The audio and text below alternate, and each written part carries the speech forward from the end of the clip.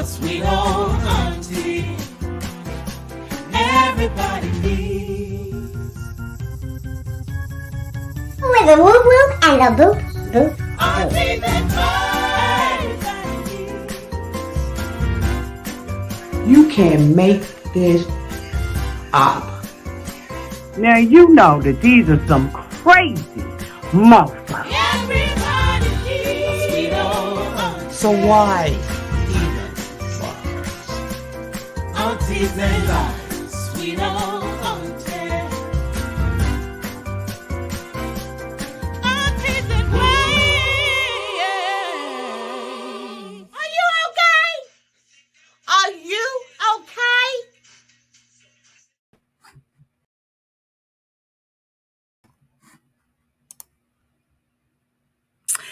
Well, hello, everybody, and this is Auntie. Okay, let's fix this, shall we?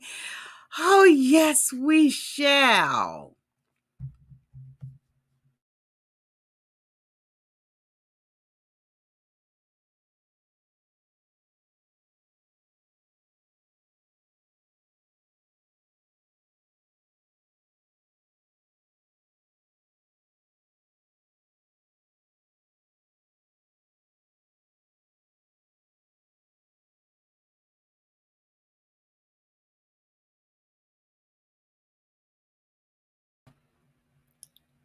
And I'm back. Hi, everybody, and this is Auntie having a little technical difficulties over here. I am here to do my review of Married at First Sight, Season 16, Episode 8, Poised for Battle. If this is your first time being here, please like, comment, and subscribe to my channel. And to all of my new subscribers, thank you all so much for hitting that subscribe button and joining this family. One of the best families on the YT. And to all of my nieces, nephews, and my members who have been called, thank you all so much for your continued support.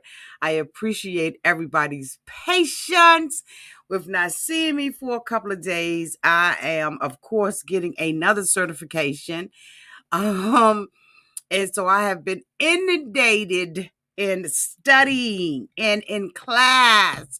And I can't wait until this is over and I finally crossed the finish line. So please continue to pray for me.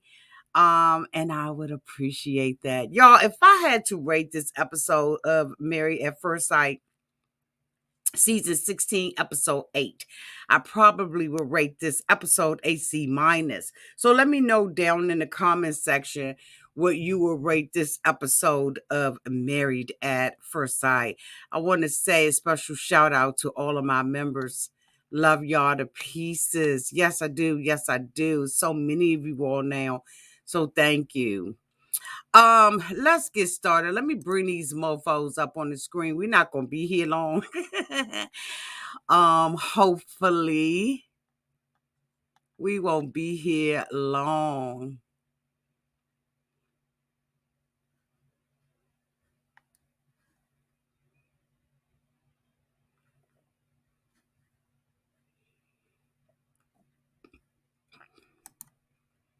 So the first person or the first couple that I would like to discuss is Shaquille and Kirsten. This week we got an opportunity to see the women's houses. And Shaquille went over to, well, we saw Shaquille's place, right? So Kirsten went in. She, had comments about his place, his sewing machine, and just, the pictures and stuff like that in his house. And I just was like, wow, that's a normal house, in my opinion. And I did not like the underline message that I thought that she was communicating about the sewing machine, even though on the after show, she said, she tried to defend the fact that he was making bow ties. But it was just a shade of it for me from Kirsten. I thought that Kirsten was really being sarcastic about it at first and thinking that it was weird. But I guess she doesn't realize that there are so many men who are seamstress and who are tailors. I mean, let's just think about it, right? I mean, one of my favorite designers who was creating shoes from the vegan is Jimmy Choo. And so I just don't understand why she made really mentioned that. Y'all let me know down in the comment section. Maybe I'm just feeling some kind of way about it. But when she said something about the sewing machine, I just really thought that it was really, really shady.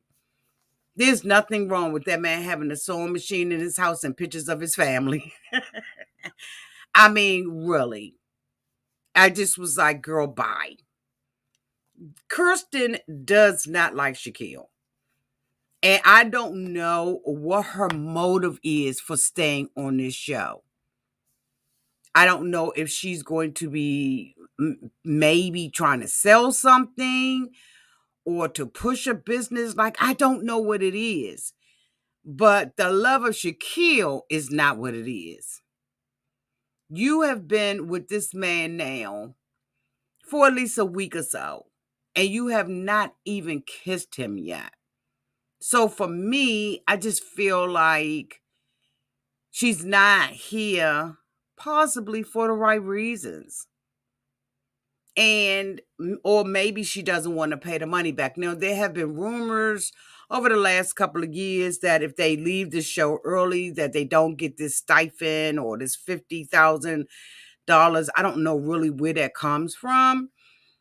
But I think that there is maybe some validity to that, since McKinley's mom offered him $50,000 not to do the show. I'm thinking that there may be some validity to that. Y'all let me know if y'all have tied that together. But then we go over to Kirsten's house, and he absolutely deserved to throw shade. When we went to Kirsten's Airbnb or rental, I was like, girl, you got the nerve to say something about somebody's place. At least his place looks lived in. At least it looks lived in. And it may not be to your style, but we don't even know what your style is because your apartment was empty. The living room sofa looked like it was from Rent-A-Center. And it was just sat, they just plopped it down. She said, move it right there. They said, right here, ma'am. She said, yes. They took the plastic off of it and rolled out and started charging her by the month. There was nothing in the house that reeked, I live here. Someone actually occupies this space. Someone cares about their surrounding. But you got the nerve to say something about Shaquille's place. For some reason, it appears that she thinks that she is uppity or better than him. And actually, she's not. And I cannot wait until Shaquille's eyes come open.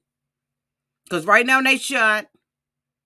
I think her beauty and her being attractive, her body-yaddy, because she got body-yaddy now, blinded Shaquille. Or at least got one eye closed on him. But this girl is just very, in my opinion, just very negative. We go into her bedroom, and she's got a bed plopped into the middle of the floor with some pillows on it. So Shaquille was like, "Where do you put your cell phone?" She said, "In the bed." Then we go to her closet, and it's a rack. So I'm wondering, is that where she really lives? And is that how she really lives? Is her closet what is really indicative of who she is? Okay. It just, something ain't right about Kirsten. And I had mentioned in my last review that I thought that Kirsten was fake and phony. And now I'm really almost convinced that this is phony. I'm almost convinced, like I'm almost there. So, of course, he's like, where does she live? How does she live here? Whoop, whoop, whoop. And so, he's looking at the place, and she went on the after show and indicated that because of the vid, she wasn't able to get deliveries to her home. I'm not buying that. Y'all can buy that. I'm not buying that because everybody was shopping online. Like, sometimes you just need to think a story out. Think it all the way out. Because I don't know about you all, but everything that I was basically getting nonstop was online. Now, some things were more pricey. Some things were delayed. But online shopping did not stop because of the vid. Anyway, so this is not only the week for them to go to each other's home, but it's also the time for them to have a visit from Dr. Calvin. And so Dr. Calvin comes over to the apartment and he sits down with them and he begins to ask them, about how the relationship is going. Shaquille is taking more of a back seat on answering the questions that Dr. Calvin is asking.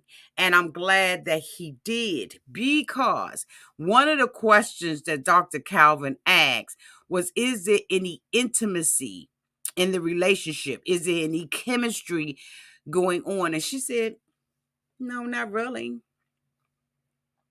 So Shaquille was shocked. And so Dr. Calvin was like, okay, what? So he says, it's mighty funny that when we're laying in bed, she's under me. She's making contact with me. She's doing all that. Shaquille, she just want a warm body. There is no chemistry. And he doesn't see it because she's playing a game and batting those eyelashes ever so cunningly, in my opinion. She is not interested in Shaquille. She says that she has her wall up. He's telling her that she needs to bring her wall down. And then Dr. Calvin has the nerve to say that they are a power couple. No, not today, not yesterday, not tomorrow, not for forever. Because Kirsten is not going to be able to keep this up. This is going to tire her out. Okay? It's going to tire her out. But let me get off of her, and we're going to go on to the next couple. The next couple that I want to talk about is Clint and Gina. Now, of course, the two of them live in the same apartment building, and they're now trying to move into a shared space, if you will.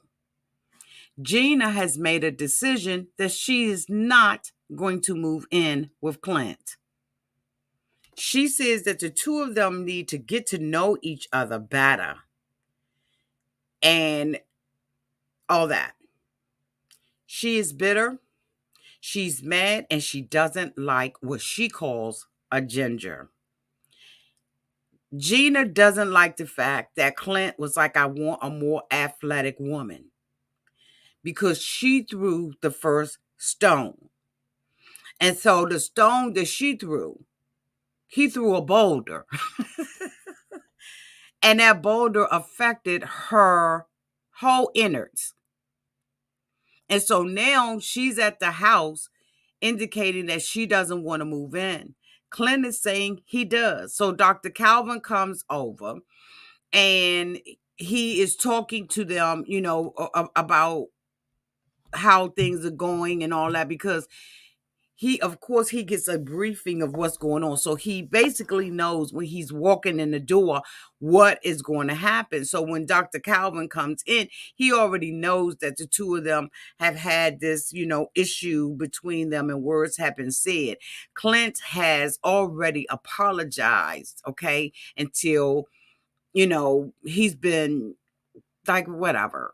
So Gina is still hurt by this, and she's not attracted to him. Just point blank, period. She's not attracted to Clint. And then Clint don't bite his tongue. He doesn't have a filter. He says what he says, and that's it. Gina is saying that she's an introverted person and all that kind of stuff. And Clint is a man who lived, as he indicated, on the water. And now he's been living in the city for the last 6 years. But he still is adventurous and he still loves to boat and all that kind of stuff. And so Dr. Calvin is sitting there trying to convince Gina that she needs to say. So he asked her, Gina, look, is this over? I mean, let's just call a thing a thing. He was trying to do a little Ayanna Von Zant. And so she was like, no, I really want to stay. Why didn't she just say yes? This was her opportunity to get out of the relationship so that stuff don't get yucky. What I don't understand is why they stay in relationships and allow it to get worse. Get out while the getting is good. I don't understand her reasoning for staying there with Clint when she knows she can't get past the weight thing. But he has done a very good job with getting past the gender comment. He doesn't appear to be still stuck in that place. And I think that one of the reasons why Gina is by herself is because Gina sees herself higher than she ought to.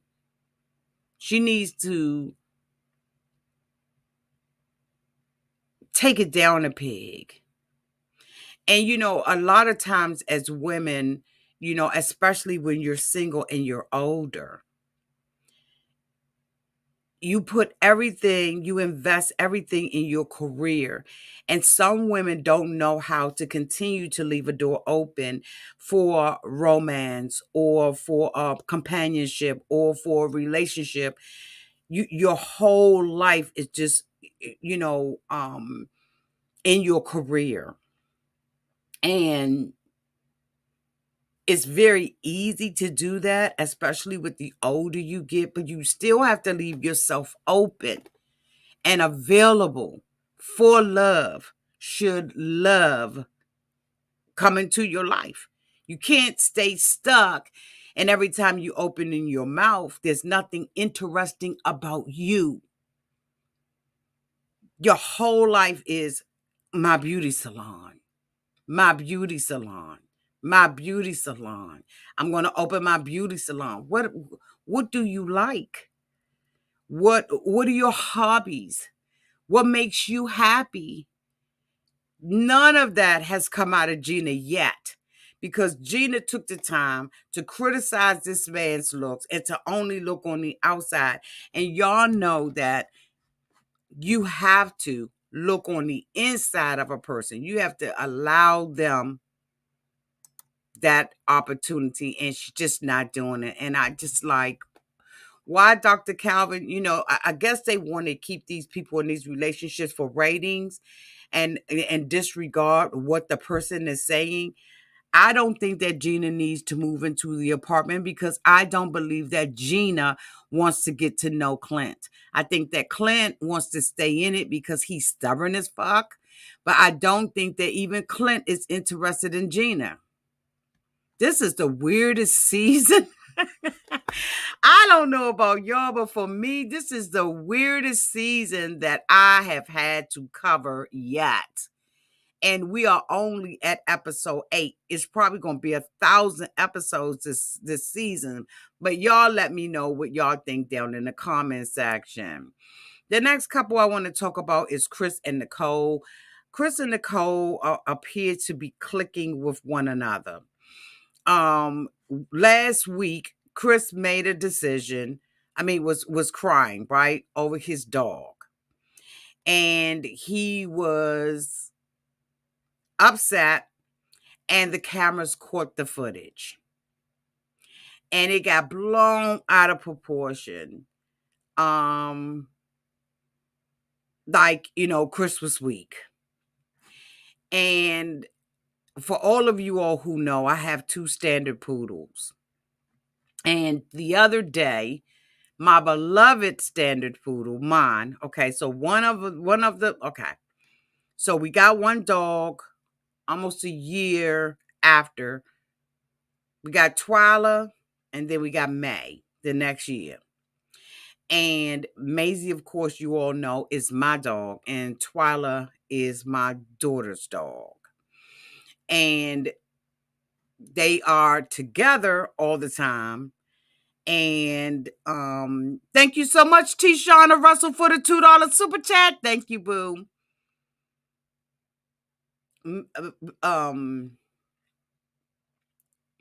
So Maisie is mine, Twyla is my daughter's, but they live in a house together. Should my daughter move out or should something happen, they're going to stay together. I have relinquished my duties as mom to grandmom to both of them, if you understand. Just this week, and I mentioned it to my members before, and I think I let you all know before, just this week, Tuesday of this week, Maisie had another seizure. So the last time I told you all about her seizure, she had it a month ago. Before then, she had it maybe about 3 or 4 months ago. So we are now realizing that these seizures are coming closer and closer together. They're happening more frequently. If Married at First Sight was here and they had taken a clip of me and my daughter responding to the seizure, because if you've never seen a dog have a seizure, pull it up on YouTube. You'll see how very serious it is. They lose all control of every muscle, just like a human being. And if they had taken a clip of me and been videotaping it, it would have looked like I did not have the ability to make a decision for my dog.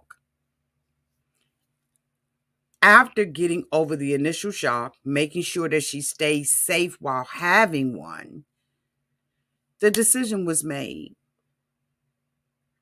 The vet was called. Videos were taken. We did everything that we had to do. So Chris was crying. They caught it on tape. It looked like he was in a land of indecision.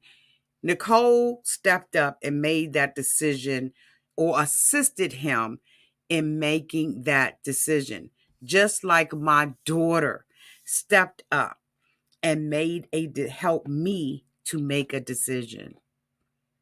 Sometimes you go through things in life where you are an emotional wreck during a certain period of time, but it doesn't mean that you don't stay there. And this week, I watched Chris redeem himself, because Chris made a decision that the both of them, after this experiment is over, are not living together. He brought up the fact that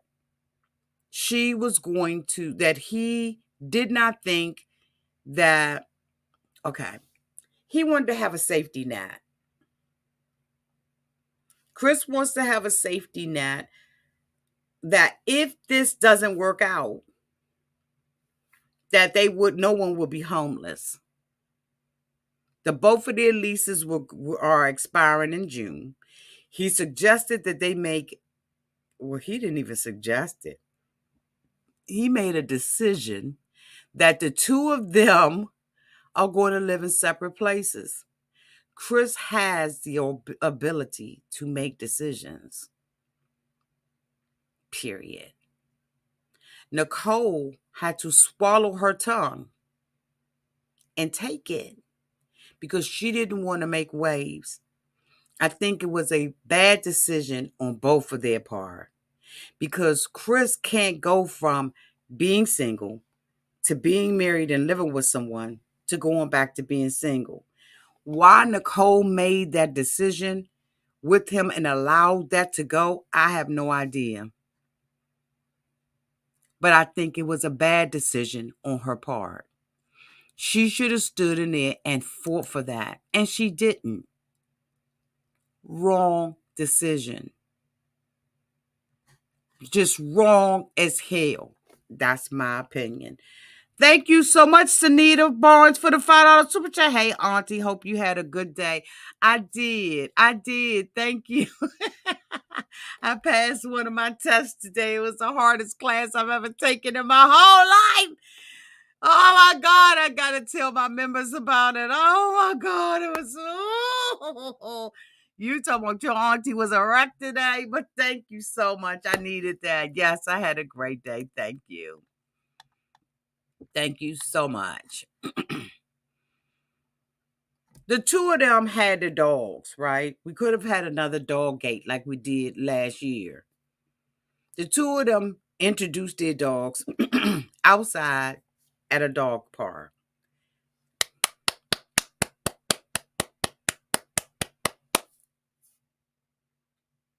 Hallelujah. That is the way that you introduce dogs who don't know each other to see whether or not those dogs can get along. Great job. Thank you so much, Kimberly Conley, for the $9.99 super chat. I totally believe that the producers have the final decision on who is with who. It's ridiculous.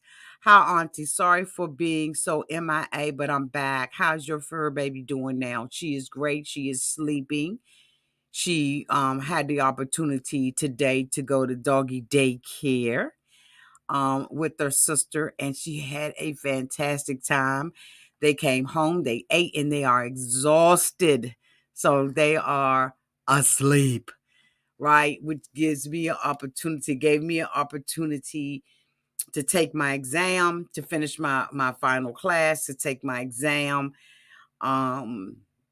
It reduced a lot of stress when they went to daycare. So she was at daycare and now she's asleep and she's doing just fine. But they are running all kinds of tests.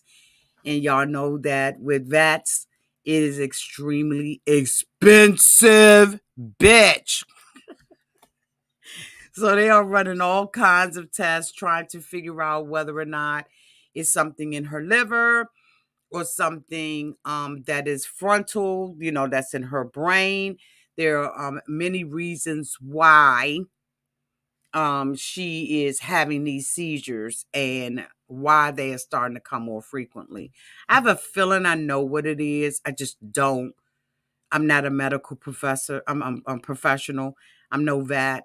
So we're just waiting for the blood work and all that kind of stuff to come back so that we can start treating it, trying to find out what the triggers are and all that. But she's doing good. Thank you, Kimberly.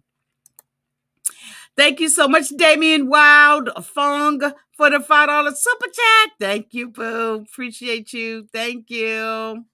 Thank you, Kitty. Thank you, everybody. Thank you so much. Just a matter of time for the $9.99 super chat. Just watching because I love my auntie, but I don't know any of these people. Just showing love because you always deserve it. Thank you, Tam. Thank you. I'm going to holler at y'all real quick, too, in the membership before I go to bed tonight. Love y'all. Thank you, boo, for the support. Yes, they are no joke, but you spend for your babies. Absolutely. Absolutely. Oh, my goodness. 16 grand for a MRI showed a tumor. Honey, oh my God, the prices are out of this roof. And they always have to give you an estimate, unlike the hospital. I wish the hospital would do that, right?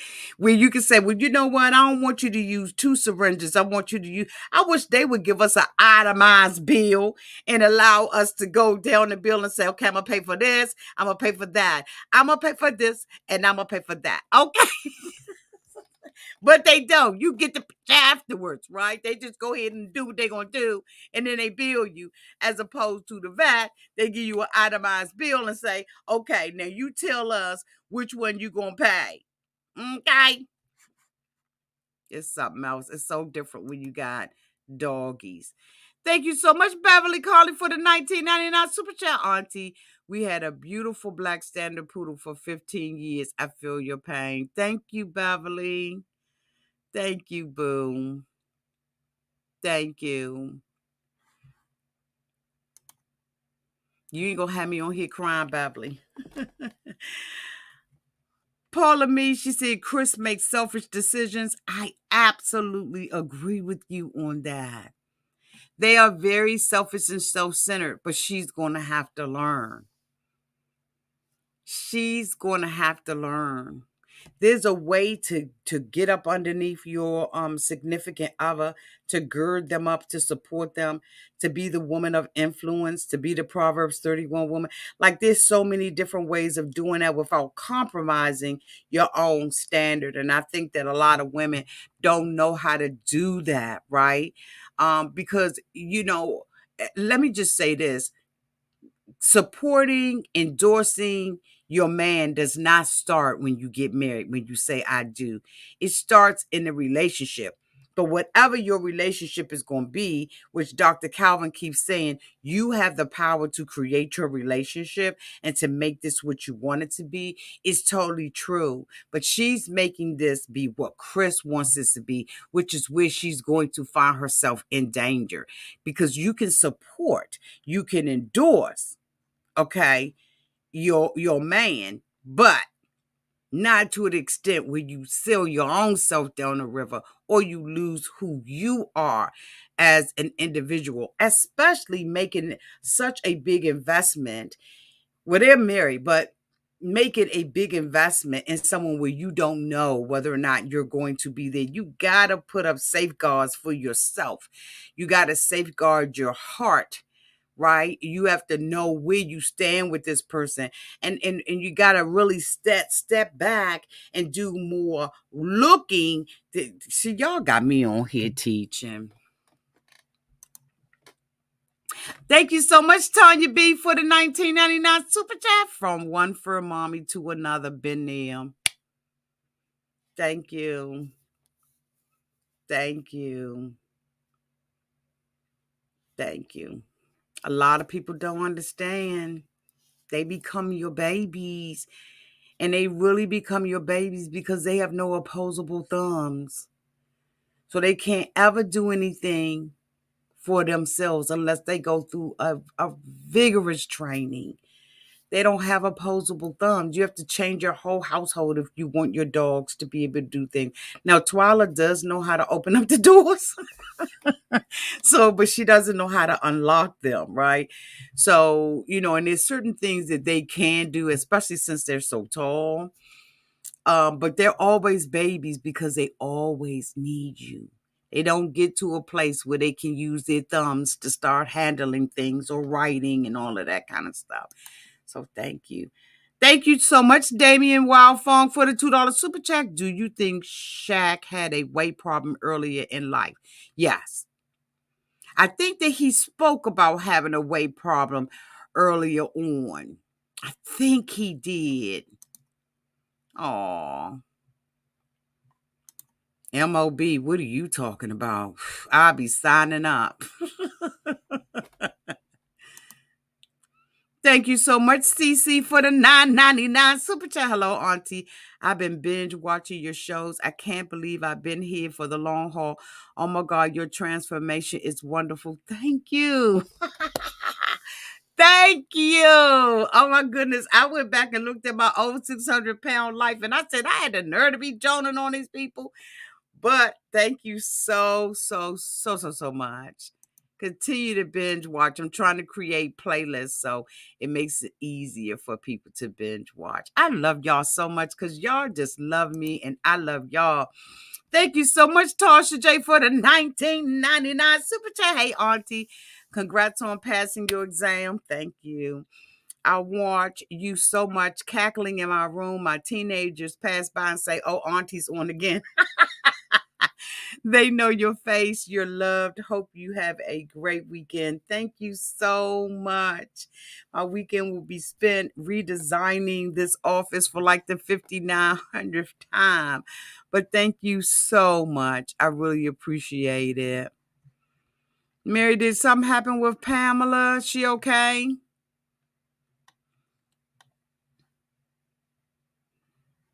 Oh, okay. You just were saying hi. Thank you all so much for your consideration, your kindness.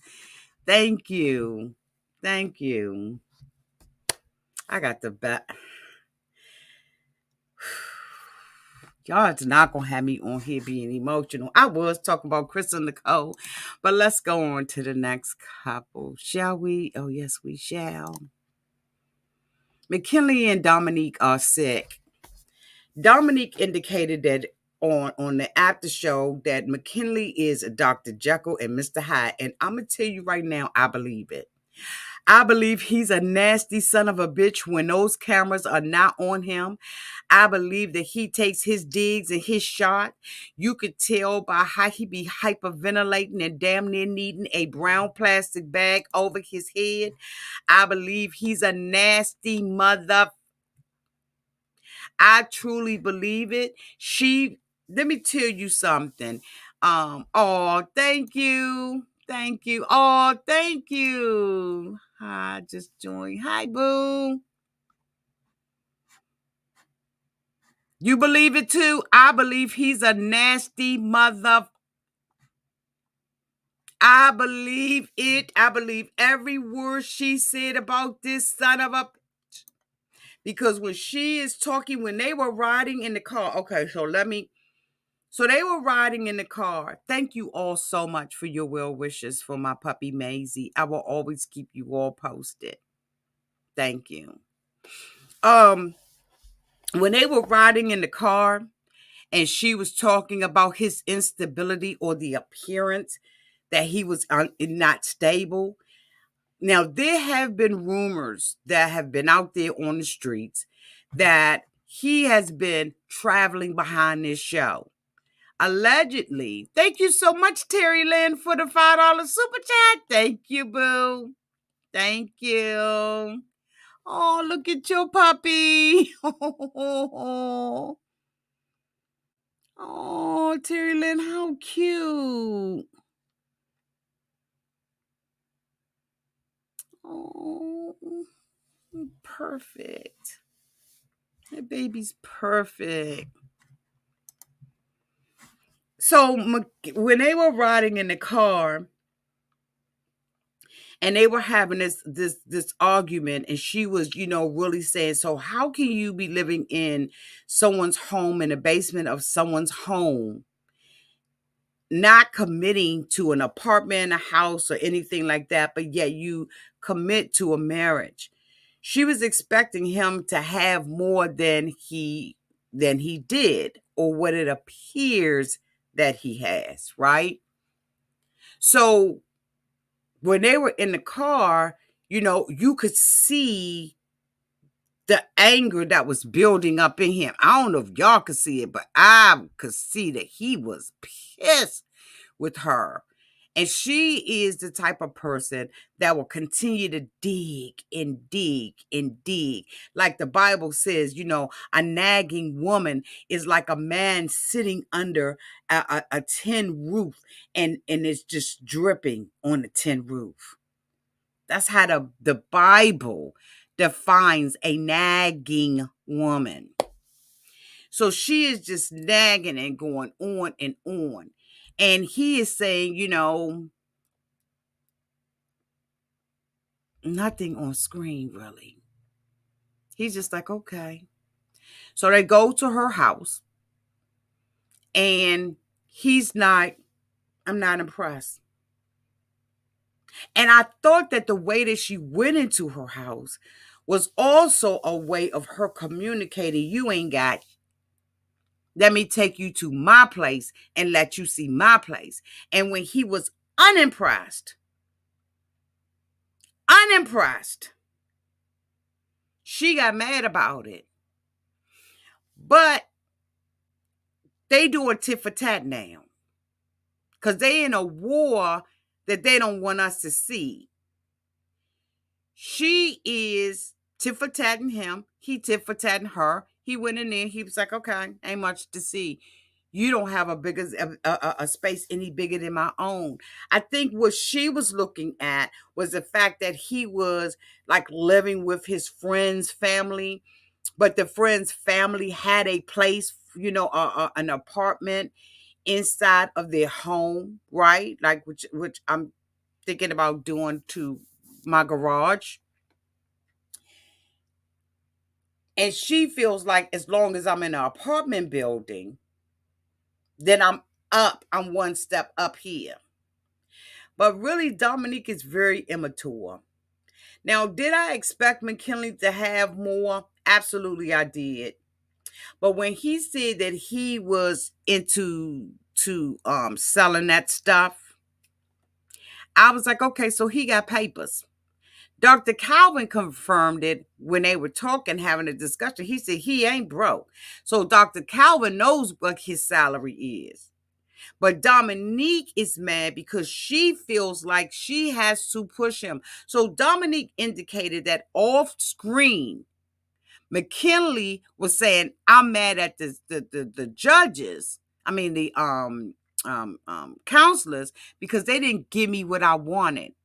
Basically on her and said, you're not what I wanted at all. And so he's saying, I wanted someone who would push me. I wanted someone who was X, Y, and Z. And at the same time, now she's arguing and saying, I wanted someone who was adventurous. I wanted someone who was this, and I wanted someone who was that. Well, Dr. Calvin came in and parted the Red Sea and said, both of y'all bitches got exactly what you asked for. Domynique, you asked for a man who was older, more mature. MacKinley, you asked for someone who will push you into doing things and coming out of being an introvert. So Dr. Calvin laid it out and said, both of y'all bitches got what y'all want. What is this? The problem is, Dr. Calvin, is what you cannot pick up on is chemistry. You cannot pick up on attraction. You can't control any of that. She is, in my opinion, extremely immature. Now, I know, well, I don't know, because all of I don't tell my business out here on the street, but let me say my past friends were all what I was attracted to. Getting into the relationship is when you realize, and getting to know each other is when you realize, oh, okay, he got this quirk and I've got this quirk, or okay, that runs me the wrong way. Now they're doing this at the speed of lightning, right? And so she's realizing very, very quickly, he's not what I want, but he is, because he is a man who is willing to do what it is that she wants him to do. But she really wants someone to lead her and drag her around. She wants someone that challenges her, and he doesn't. She's challenging him. And if that's if that's where you fundamentally find attraction in someone, that you don't have to put the pants on, in so many words, then you wouldn't be attracted to MacKinley. because nobody that has that kind of character, that kind of characteristic, is going to want somebody that they got, a man they got to be pulling around, because you equate that to he lacks masculinity. But masculinity is not tied up in whether or not you fish, boat, swim, horseback riding. Like, that's not what his masculinity is wrapped up in, but that's what she sees. So she sees him as squeamish. Oh my God, he complaining all the time. He acting like an old biatch. And at the same time, he's seeing her as an aggressive woman, unappreciative. Don't appreciate nothing he's doing for her. Horrible match. Horrible match. She came up there. She went to the house. She packed up some things, but she didn't even want to pack up the things. She packed up the things because she had the producers with her. But when she got there and they got into the arguments, which she is indicating allegedly behind the scenes out there in the streets, that she doesn't feel that this is fair editing, because they have not been revealing the real McKinley, in her opinion, allegedly. So she feels slighted. So when she got to the apartment and they were arguing, and she said he went on this rant on her ass and read her for filth, she was like, ain't even no need for me to move in. There's no need for me to even move in. I believe that the rumors out there on the street is that she did not move in, and that this relationship ended that day. Now, I don't know. We will see. But it is what it is. Last but not least is Jasmine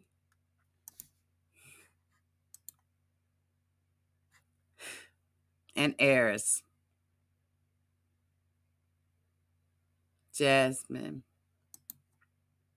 It's so sad to watch Jasmine, because Jasmine wants to be desired by this man and he don't see it for her. When he went to the house, I gotta sit to the side, bitch.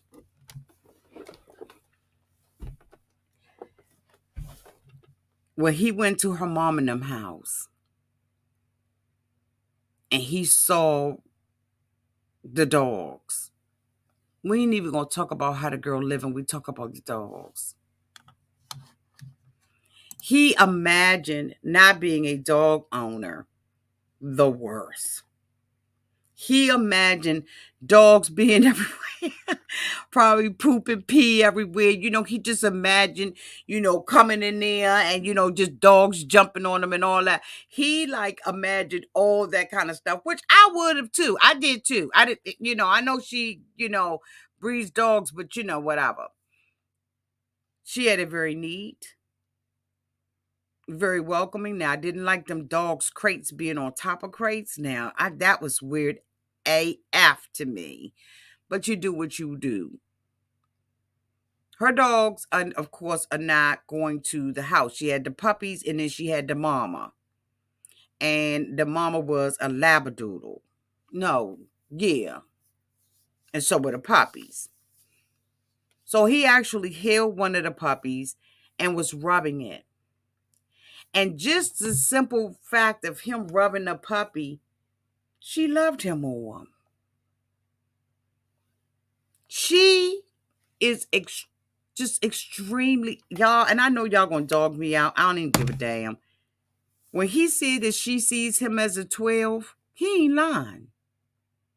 She is enamored with this man. And he's trying to figure out, according to his conversation with Dr. Pepper, why don't I fuck with her like that?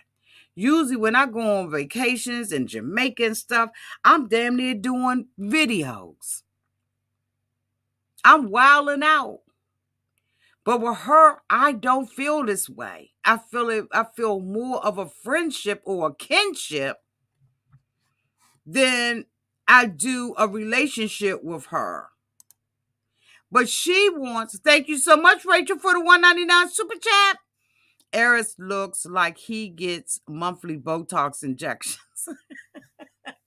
Honey, that's all that weightlifting and stuff he's doing. He's contoured. He is a contour. Okay. He got a contour. And see, they say beauty is in the eye of the beholder, and attraction is, certain people, they say it's somebody for everybody, bitch. If you look at Love After Lockup, look at Derek and child, Monique. Anyway, she wants him to jump her bones, and he doesn't want to do that. And he's thinking, what the fuck? Why don't I want to be in this relationship this way with her?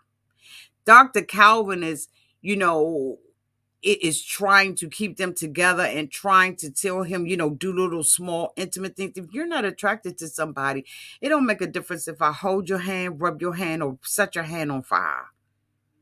I'm not attracted to you.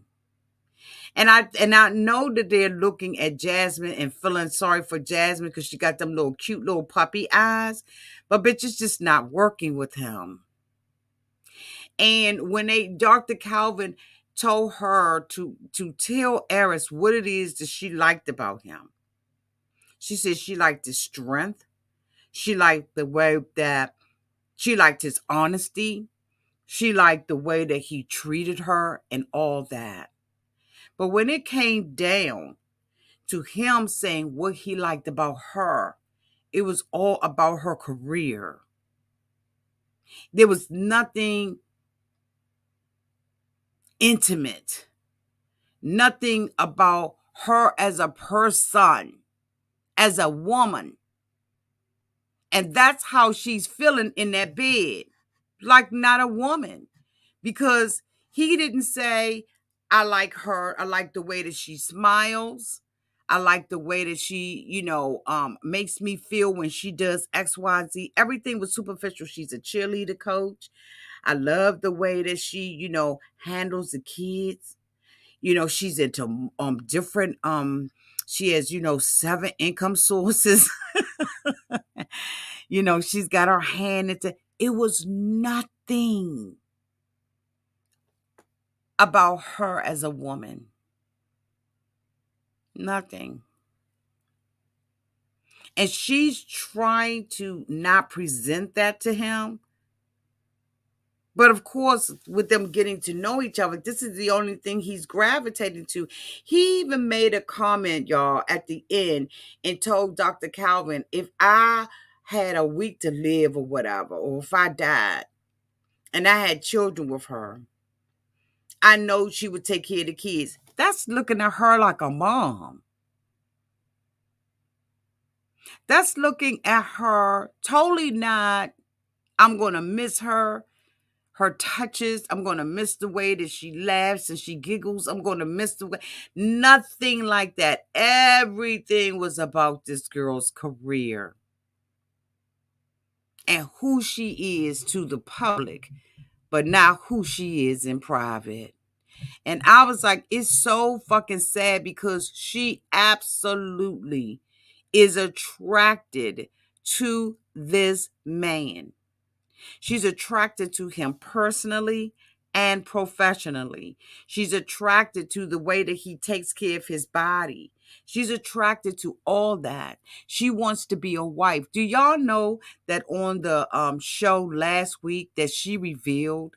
Y'all remember when we first were introduced to the guys and it was like their bachelor part? No, it was the first one-on-one when the guys, it was their first group setting. And Clint and Arris indicated that they had sex 2 weeks prior to getting married. Well, do y'all know that that was Jasmine's friend? Do y'all know that the girl that slept with Arris was Jasmine's friend? That they followed each other on Instagram. And when you follow somebody on Instagram, everybody in the fucking world knows who you follow. That's why a lot of people I don't follow. Because damn it, don't follow me around on Instagram. But she saw that they was following each other. It was a whole group of them. and start inquiring. How you know X, Y, and Z? Oh, how you know X, Y, and Z? Oh, how you know X, Y, and Z? And come to find out that the woman that he slept with 2 weeks prior to getting married to her was her friend. And I think that there is a part of Jasmine, and y'all gonna be mad, but y'all can be mad all y'all want. I'm grown, and this is my channel, and I can say what the fuck I want to say. Y'all ready? I believe she's competing with the girl. I believe that she wants to sleep with him to prove to the girl that I don't, your man, that you was a side chick, that you were this and you were that. Let me tell you something, honey. Popular to sometimes the side chick is the best chick. You get privileges beyond bitch. I ain't saying it's right. I'm not going to ever advocate for it. But it trips me out how women want to make it seem like the other chick is at a disadvantage.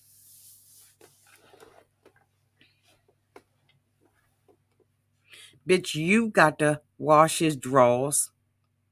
You got to be with him every night.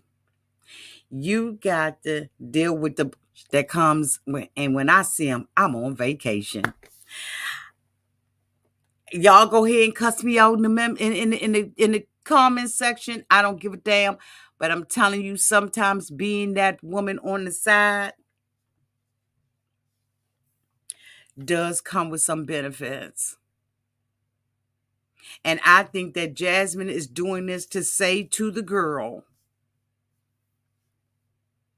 I'm with him and he's mine. You had him, but he's mine. You don't ever have to compete with anybody. And I think that that's why she is just so attracted to him unevenly, because it's an uneven, it's almost like an obsessive type of love that she feels for this man. And I think that he I'm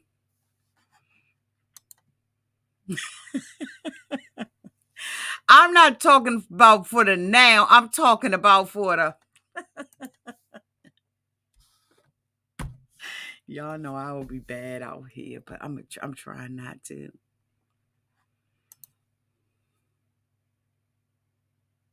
I will never kiss and tell.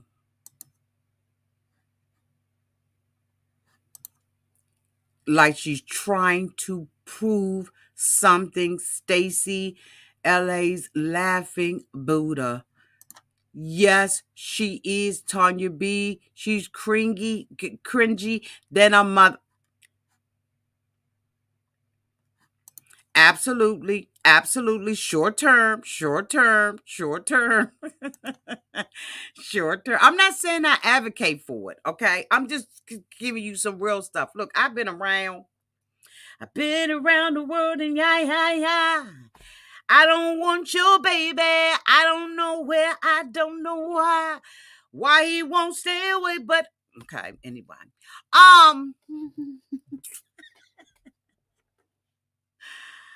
I don't like, being, anybody's side chick. Don't imagine being anybody's side chick or whatever, but we've all experienced heartburn and we all have experienced being, well, a lot of people have experienced being cheated on and stuff like that. Sometimes you may be the wife, but you may be the side chick. I'm just saying that's another conversation for another day. But I'm telling you right now, she is feeling like I got to get a leg up on this girl, in my opinion. And to get that leg up, I got to be able to sleep with my own man. There's just something to me that seems to be driving her to be overly attracted to him. I don't know what that is.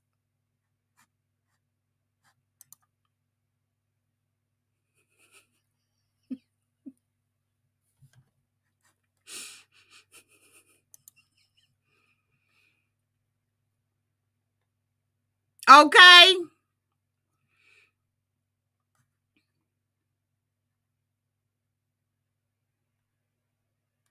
Yeah, that's why I need to talk about it over there. Because it's some real I've been around for a long time. I've seen a whole lot of stuff, honey. I've seen a lot of stuff.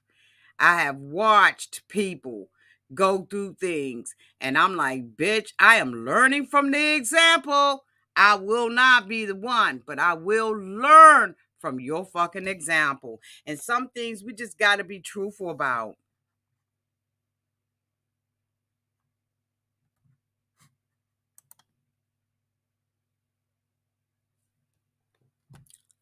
Bloop.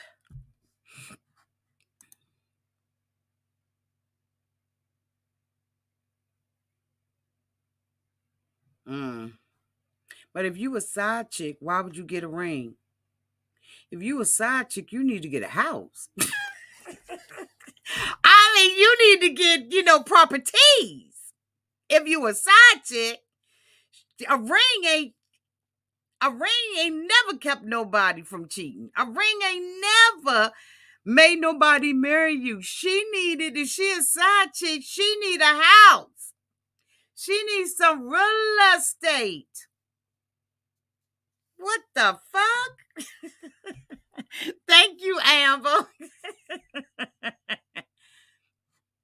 No, you need real estate.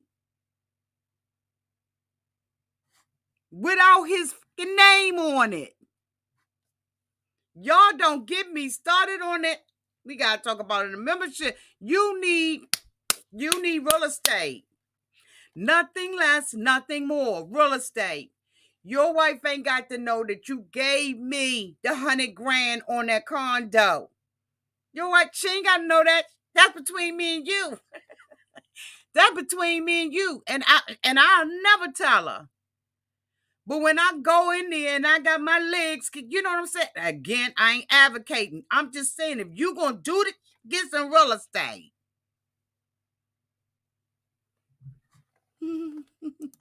Y'all got me.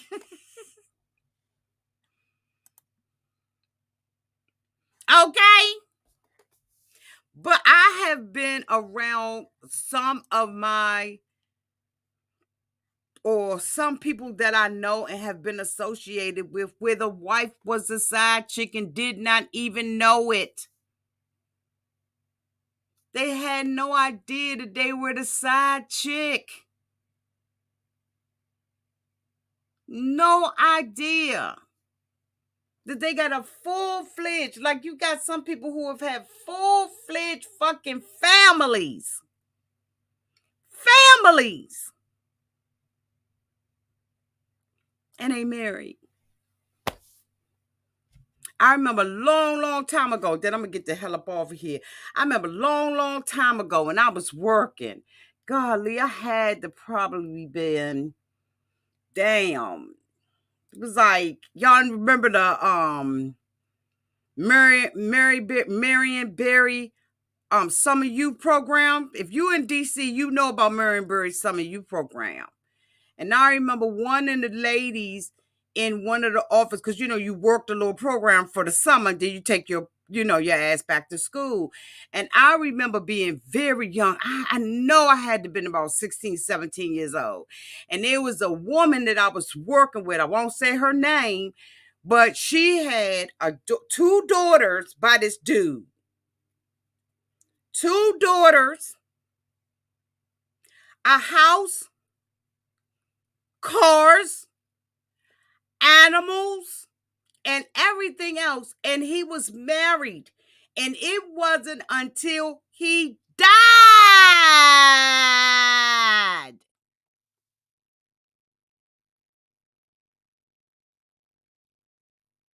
It wasn't until he died that they realized that each one of them existed. And I was young, like, what the fuck? And I was young, and that left an impression on me. That everything that looks shiny, bitch, turn it around, flip it all over, and look at the tag underneath. How much is it really worth? I remember that like it was yesterday, and this woman is calling and about Social Security and calling about, and I'm young. I'm sitting in the cubicle, and I'm doing, my little summer youth program. Y'all know shuffling papers and when you was in the summer youth program, but you got your paycheck every 2 weeks.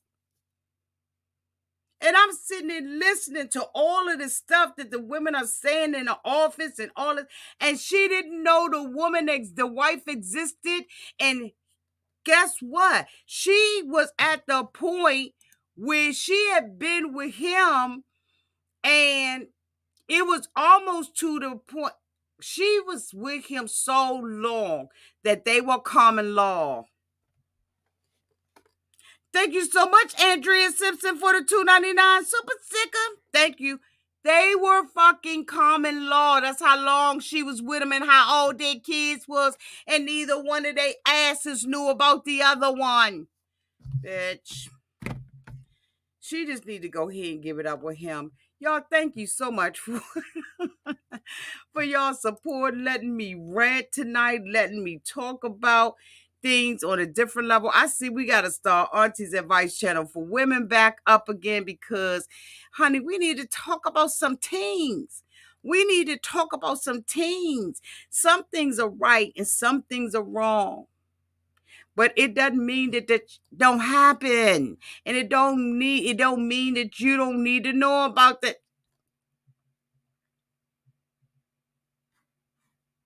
What you say?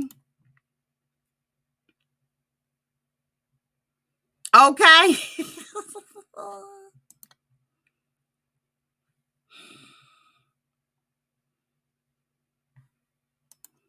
You said you got a lot to say.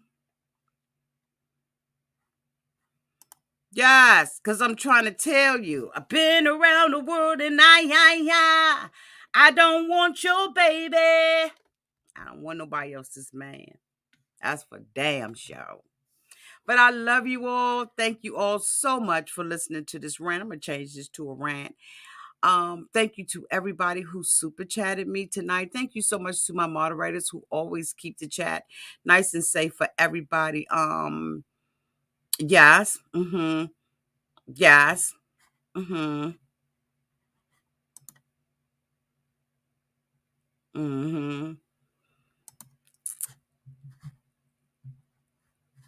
I love y'all. It is Dana. Thank you, everybody. Good night.